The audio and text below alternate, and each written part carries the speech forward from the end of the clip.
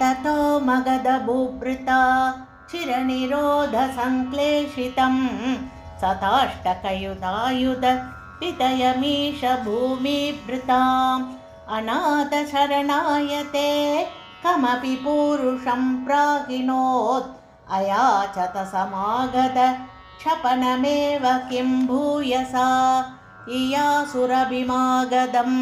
तदनु नारदोदीरितात् युधिष्ठिरमवोद्यमाद् उभयकार्यपर्याकुलः विरुद्धजैनोद्वरात् उभयसिद्धिरुद्युद्धवे ससंशुषि निजैः समं पुरमियेत युधिष्ठिरीम्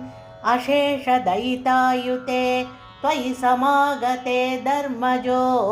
विजित्य सहजैर्महीं भवदपाङ्गसंवर्धितैः श्रियं निरुपमां वहन् अहह भक्तदासायितं भवन्तमयिमागधे प्रहितवान् स भीमार्जुनं गिरिव्रजपुरं गदास्तदनु देवयूयं त्रयो यया च समरोत्सवं द्विजमिषेण तं मागधम् अपूर्णसुकृतं त्वमुं पवनजेन सङ्ग्रामयन् निरीक्ष्य सह जिष्णुना त्वमपि राजयुध्वा स्थितः अशान्तसमरोद्धतं विटपपाटनासंज्ञया निपात्य जरसस्सुतं पवनजेन निष्पाटितं विमुच्य नृपतीन्मुदा समनुगृह्य भक्तिं परां दिदेशितकतस्पृहान् अपि च धर्मगुप्त्यै भुवः प्रचकृषि युधिष्ठिरे तदनु राजसूयाध्वरं प्रसन्नपृथगीभवत् सकलराजगव्याकुलं त्वमप्पयि जगत्पते द्विजपदा वने जातिकं चकर्त किमु कथ्यते नृपवरस्य भाग्योन्नतिः ततः सवनकर्मणि प्रवरमर्घ्यपूजाविधिं विचार्य सह देववाक् अनुगदः स धर्मात्मजः व्यदत्त भवते मुदा सदसि विश्वभूतात्मने तदा ससुरमानुषं भुवनमेव तृप्तिं ददौ ततः सबधि चेदिपो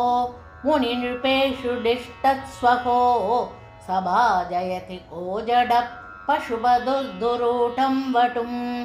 इति त्वयि स दुर्वचो पितति मुद्वमन्नासनात्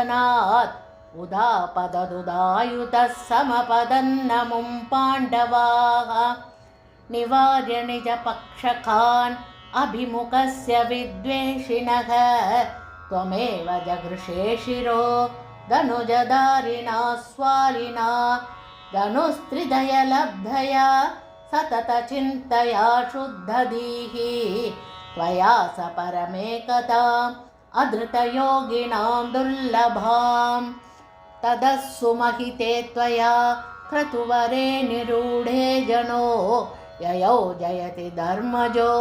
जयति कृष्ण इत्यालपन् कलस तु सुयोधनो दुतमनः सपत्नश्रिया मयार्पितसभामुखे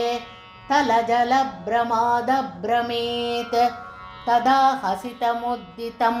द्रुपदनन्दना भीमयोः अपाङ्गकलया विभो